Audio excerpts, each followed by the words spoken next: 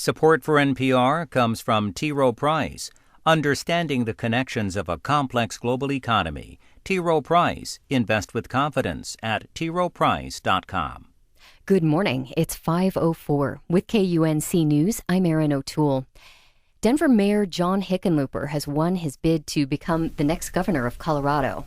I am honored and humbled by the decision Colorado voters have made, and I accept the challenge that you have entrusted me to lead our state of Colorado.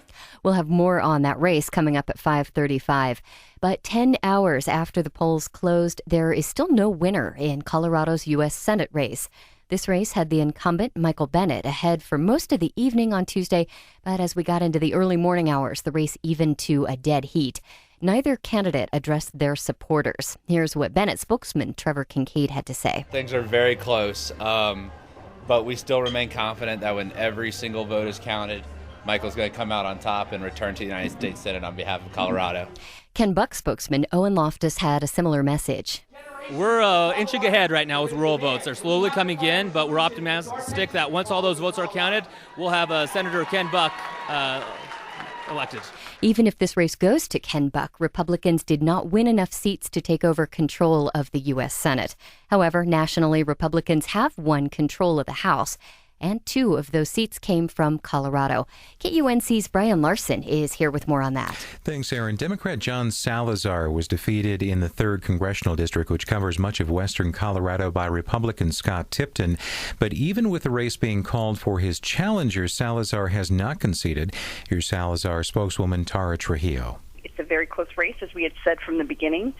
We're still waiting for several counties to come in with numbers. The 4th Congressional District also changed parties. Freshman Democrat Betsy Markey lost her re-election bid to State Representative Cory Gardner. Gardner, who is from Yuma, was outspent by Markey, but won heavily in Weld County. The race was much closer in Larimer County, where Markey is from. Tonight isn't one campaign's victory or one candidate's victory. It is a victory for all of us in this room, all of us outside of this room. Tonight is not a Democrat victory or a Republican victory, because quite frankly, both parties have failed where they needed to succeed. The national and local victories for Republicans clearly reflect voter concerns about the economy and disappointment in President Obama and the Democratic-controlled Congress. But Democrat Representative Ed Perlmutter held on to his seat in the 7th Congressional District, saying grassroots volunteers were critical in sealing his victory over Aurora City Councilman Ryan Fraser. Everybody says spend a fortune on TV. Well, we spent a fortune on TV, so did the other guys. And who knows where the money came from? It came from all over the place. We had to stay even with them on that. Now, after his short speech to supporters in downtown Denver, Perlmutter did 2 cartwheels on stage, and Aaron, this is something that was targeted in one of the attack ads against Perlmutter. Democrats Diana DeGette and Jared Polis both won their races in the 1st and 2nd Congressional Districts, and Republicans Doug Lamborn and Mike Kaufman retained their seats in the 5th and 6th Districts. All right, thank you. That was KUNC's Brian Larson. All of the amendments on the ballot in Colorado failed in Tuesday's election, including a repeat of an effort that would have defined personhood. KUNC's Deanna Garcia has more. Amendment 62 would have changed the state constitution, stating that a person is a person from the moment of fertilization or the moment of biological beginning. That, in effect, would outlaw abortion in Colorado, but opponents feared it would reach much further, affecting in vitro fertilization, contraception, and some medical procedures. Fafi Mendez is campaign director for No on 62. I think that our over 70 organizations of doctors, nurses, faith leaders, medical researchers, civil rights folks, and healthcare advocates throughout the state of Colorado have done a very good job of educating Colorado voters. The measure failed on a 3-1 margin, much like a similar measure did in 2008. Supporters of the Personhood Amendment couldn't be reached last night, but in past interviews with KUNC, they stated that they hoped a more conservative electorate would mean victory. They've also stated that a loss would not stop them from trying again in the future.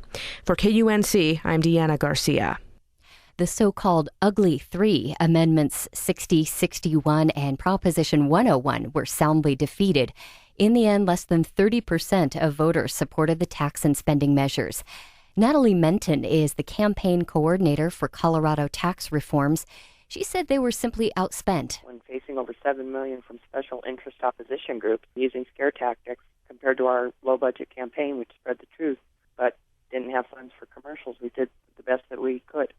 But the broad opposition tells a rather different story. Even supporters of smaller government and lower taxes oppose the measures, which included restricting the state from borrowing money to fix airports, roads, and municipal water systems. In other races, John Suthers was reelected as Attorney General, and Scott Gessler defeated Bernie Busher to become Secretary of State, and Kerry Kennedy lost her bid for a second term as State Treasurer to Republican Walker Stapleton. Becoming partly sunny this afternoon across the Front Range and Plains with highs in the upper 50s. Sunshine tomorrow and highs back into the lower 60s. For the northern and central mountains, mostly sunny, 40s and 50s. It's 5:10. It's Morning Edition from NPR News. I'm Renee Montaigne. And I'm Steve Inskeep. Here's a sign of the volatility of American politics.